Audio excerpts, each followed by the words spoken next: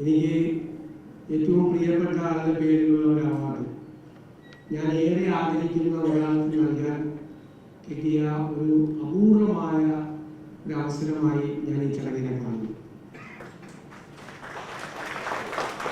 രാമേന്ദ്രൻ സാറിനെ ഞാൻ തിരുവനന്തപുരത്ത് വന്ന് MLA ആയപ്പോഴാണ് അദ്ദേഹത്തെ കൂടുതൽ അറിയാൻ കഴിഞ്ഞത്.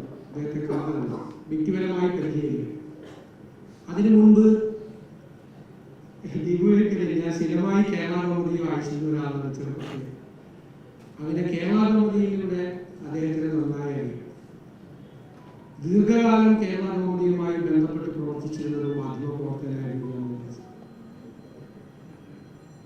കെ ബാലകൃഷ്ണനെ പോലുള്ള കേരളത്തിലെ ഏറ്റവും മികച്ച മാധ്യമപ്രവർത്തകരുടെ ടീമിൽ അദ്ദേഹം ഉണ്ടായിരുന്നു. രാഷ്ട്രീയ പശ്ചാത്തലമുണ്ട്.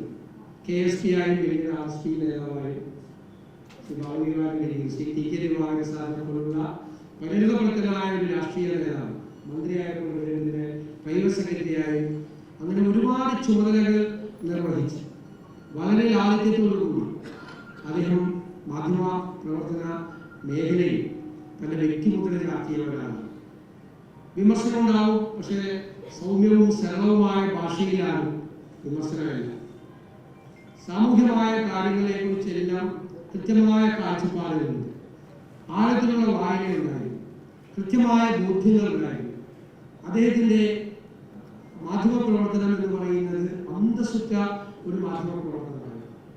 നമ്മളെ വിമർശിക്കുമ്പോൾ പോലും വിമർശനം ഏൽക്കുന്ന ആളുകൾക്ക് പോലും എന്തിനാണ് വിമർശിക്കുന്നത് എന്നതിനെ കുറിച്ച് ചിന്തിക്കാനും അത് തിരുത്താനും അവസരമുള്ള രീതിയിലാണ് അദ്ദേഹത്തിന്റെ ഇന്ന് ആ ധേയന്മാരെ കാണിക്കാറുണ്ട്.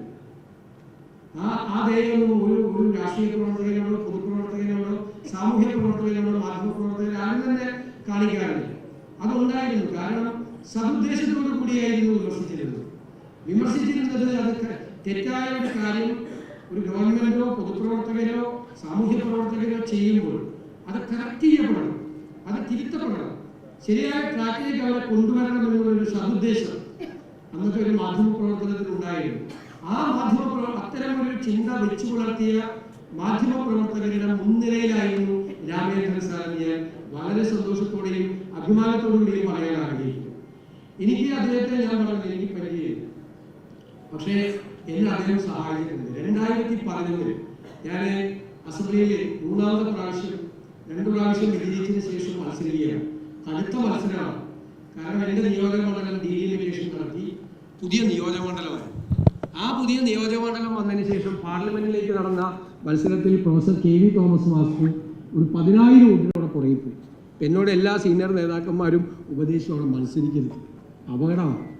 അപ്പോൾ AK ആന്റണി അടക്കമുള്ള ആളുകൾ എന്നോട് പറഞ്ഞു, വളരെ ശ്രദ്ധിക്കണം, വേറെ ഏത് സീറ്റ് വേണമെങ്കിലും ചോദിച്ചോ തരാം, താൻ അസംബ്ലിയിൽ വരണം. അപ്പോൾ ഞാൻ പറഞ്ഞു, എൻ്റെ ആഗ്രഹം മത്സരിക്കുന്നെങ്കിൽ അവിടെ തന്നെ മത്സരിക്കണമെന്ന്. പക്ഷെ കടുത്ത മത്സരമാണ്. പന്നിയൻ രവീന്ദ്രൻ അന്ന് വളരെ തിളങ്ങി നിൽക്കുന്ന, ഇപ്പോഴും തിളങ്ങി അദ്ദേഹം നിൽക്കുന്നത്, അദ്ദേഹം സ്ഥാനാർത്ഥിയായിട്ട് വരിക കൂടി ചെയ്തു. അപ്പോൾ കടുത്ത മത്സരത്തിലേക്ക് പോവുകയാണ്. അത്രയും ആര് ജയിക്കും ആര് തോൽക്കുമെന്ന് പറയാൻ പറ്റാത്ത. അപ്പം ഞാൻ ഒരു ആയുധം പുറത്തിറക്കി. അതായത് കേരള ശബ്ദത്തിൽ ഒരു കോളം ഉണ്ടായിരുന്നു എൻ്റെ രാമേന്ദ്രൻ സാറിന്. അപ്പോൾ ഈ 12ാം നിയമസഭ പൂർത്തിയാക്കിയപ്പോൾ അദ്ദേഹം ഒരു ആർട്ടിക്കിൾ ആ കോളത്തിൽ എഴുതിയിരുന്നു 12ാം നിയമസഭയെക്കുറിച്ച്. അതിൽ അദ്ദേഹം വിശദമായിട്ട് എൻ്റെ നിയമസഭാ പ്രവർത്തനത്തെക്കുറിച്ച്, ഞാൻ ഇപ്പോഴും കരുതുന്നത് കഴിഞ്ഞ 25 വർഷക്കാലത്തെ എൻ്റെ നിയമസഭാ പ്രവർത്തനത്തിൽ ഉമ്മൻചാണ്ടി പ്രതിപക്ഷ നേതാവായിരുന്ന 2006 മുതൽ 2011 വരെയുള്ള കാലഘട്ടത്തിലാണ് ഞാൻ ഏറ്റവും കൂടുതൽ ഇപ്പോഴും ആസ്വദിക്കുന്നത്. ഏറ്റവും നല്ല, ഞാൻ യുദ്ധപർവം എന്നാണ് എൻ്റെ ആ 5 വർഷക്കാലത്തെ വിശേഷിപ്പിക്കാറുള്ളത്. ഏറ്റവും കൂടുതൽ നിയമസഭാ നടപടികളിലൊക്കെ പങ്കെടുത്ത കാലമാണ്.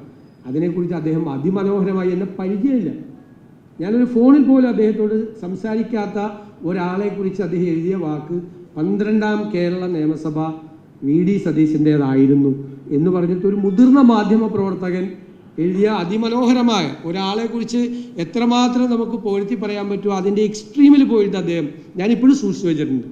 എൻ്റെ ജീവിതത്തിൽ കിട്ടിയ ഏറ്റവും വലിയ നിയമസഭാ പ്രവർത്തനത്തിന് എനിക്ക് കിട്ടിയ ഏറ്റവും വലിയ കോംപ്ലിമെൻ്റ് ആയിട്ടാണ് രാമേന്ദ്രൻ സാറിനെ പോലുള്ള ഒരാൾ. നമ്മുടെ പരിചയക്കാരെ എഴുതുമ്പോൾ നമ്മളുള്ള സ്നേഹം കൊണ്ടാന്നൊക്കെ നമ്മൾ അറിയും.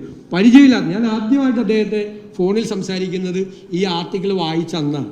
ഞാൻ ചോദിച്ചു, സാറ് എന്നൊരു പരിചയമില്ലാതെ സാറിങ്ങനെ. അപ്പോൾ സാറ് വളരെ നല്ല വാക്കുകൾ പറഞ്ഞ് എനിക്ക് വലിയ പ്രചോദനവും വലിയ പ്രോത്സാഹനവും നൽകി. ഇനിയും ഒരുപാട് കാര്യങ്ങൾ ചെയ്തു തീർക്കാനുണ്ട് എന്നുള്ളൊരു ആത്മവിശ്വാസം എന്നിൽ തന്നു. ഞാൻ ആദ്യമായിട്ടാണ് ഒരു ചടങ്ങിൽ വെച്ച് അത് പറഞ്ഞത്. അന്ന് ഞാൻ ആ തിരഞ്ഞെടുപ്പല്ലേ ഇത് പ്രിൻ്റ് ചെയ്ത്, ഈ എൻ രാമേന്ദ്രൻ സാറിൻ്റെ പ്രിൻ്റ് ചെയ്ത് കംപ്ലീറ്റ് എല്ലാ വീട്ടിലും എത്തിച്ചു. അതിനേക്കാളും വലിയൊരു തെരഞ്ഞെടുപ്പ് പ്രചരണത്തിൻ്റെ ഒരു സംഭവമില്ലല്ലോ, എല്ലാ വീടുകളിലും.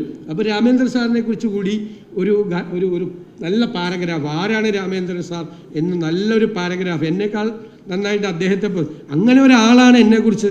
ഇലക്ഷൻ ക്യാമ്പയിന് അങ്ങനത്തെ ചില നമ്പറുകളൊക്കെ ഉണ്ടാവും, ഇത് ശരിക്കറിയാം. അങ്ങനെ അതാണ് വലിയ ടേണിംഗ് പോയിൻ്റ് ആയിരുന്നു. അപ്പം നമ്മുടെ ആളുകൾക്ക് അവരുടെ MLA നിയമസഭയിൽ നന്നായി പ്രവർത്തനം നടത്തിയെന്നുള്ളൊരു അഭിമാനം കൂടി അവരുടെ ആളുകൾക്ക് വരും. ഞാൻ നല്ല ഭൂരിപക്ഷത്തിൽ ജയിച്ചു, വലിയ ഭൂരിപക്ഷത്തിൽ ജയിച്ചു, 11,000 വോട്ടിൻ്റെ ഭൂരിപക്ഷത്തിൽ ജയിച്ചു. അപ്പം ഞാൻ എന്നും കടപ്പാടോടുകൂടി ഓർത്തിരിക്കുന്ന ഒരാളാണ് രാമേന്ദ്രൻ സാർ. ആദ്യം അദ്ദേഹത്തിൻ്റെ ഒരു ഫൗണ്ടേഷൻ്റെ ചടങ്ങിൽ അദ്ദേഹത്തോടുള്ള നന്ദി പരസ്യമായി പറയാൻ കഴിഞ്ഞതിലുള്ള സന്തോഷം കൂടി ഞാനിവിടെ പങ്കുവയ്ക്കും. പിന്നെ അവാർഡ് കൊടുക്കുന്നത് ഡോക്ടർ S. സോമനാഥനാണ്.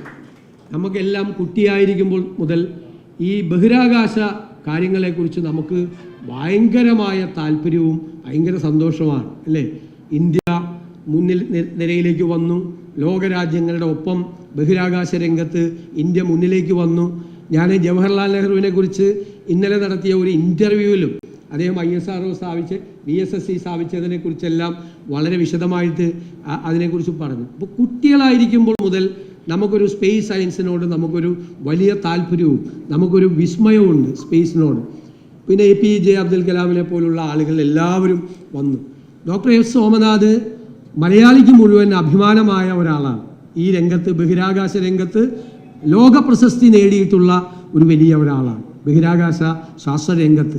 അദ്ദേഹം അതിനകത്ത് ഇന്ത്യയിൽ ഒരാൾക്ക് ഇരിക്കാൻ പറ്റാവുന്ന ഏറ്റവും തലപ്പത്ത് ബഹിരാകാശ സെക്രട്ടറി ആയിട്ടും അതുപോലെ ISRO ചെയർമാനായും സേവനമനുഷ്ഠിച്ചു എന്നുള്ളത് ഓരോ മലയാളിക്കും അഭിമാനിക്കാൻ കഴിയുന്ന കാര്യമാണ്.